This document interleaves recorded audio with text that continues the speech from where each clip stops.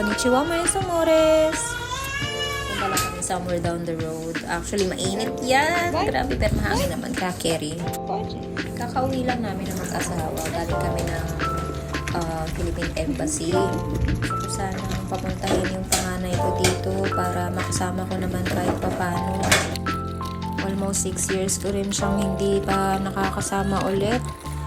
Nung nag-start yung pandemic until now, hindi ako nagkaroon ng chance na umuwi saglit ng Pinas dahil sa maging busy na rin sa business ko.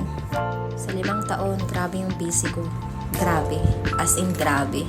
Halos hindi ako natutulog. Wala akong masasabing talagang pahinga. Trabaho ko sa gabi, and then meron kaming restaurant business and Philippine store dito sa Japan.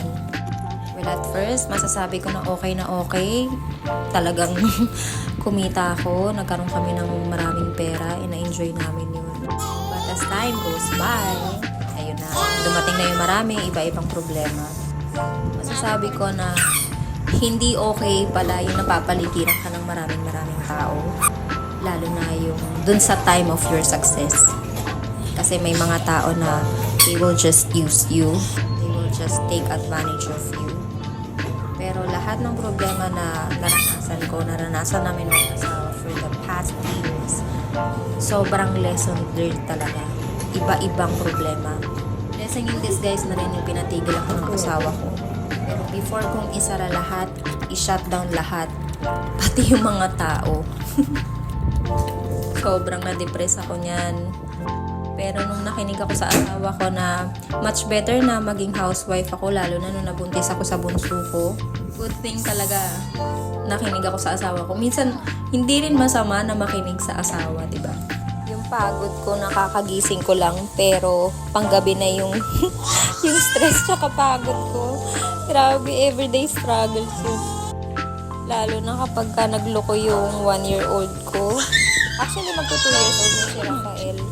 Then, biglang iiyak naman yung bunso ko, si Sofia. And she's 3 months old. Actually, kaka 3 months na lang. Medyo pagka ganun nangyayari, nakakabaliw ah. Tapos, yung everyday na iisipin mo kung anong ulam. Never ending na pagliligpit mo ng mga laruan, mga kalat ng mga bata. Although, natuturuan ko sila, lalo na si Maria at si Gabi, na kakatulong ko sila sa magligpit, ganyan, mag-asikaso, tsaka magtingin-tingin kahit papano sa mga maliliit na bata. So, in a way, okay na din na nandito lang ako sa bahay. Pero kailangan ko magbenta, kaya nag-online selling ako para makatulong ako sa asawa ko sa gastusin. And at the same time, kumikita ako pambayad ko para sa mga naiwan pang bayarin nung nagbi-business pa ako. Magiging housewife, nakaka-enjoy, nakaka-stress, lahat na mararamdaman mo. Pero, ang mahalaga, kasama mo yung mga anak mo sa paglaki nila, saka natututukan ka. That's it for today. Ciao!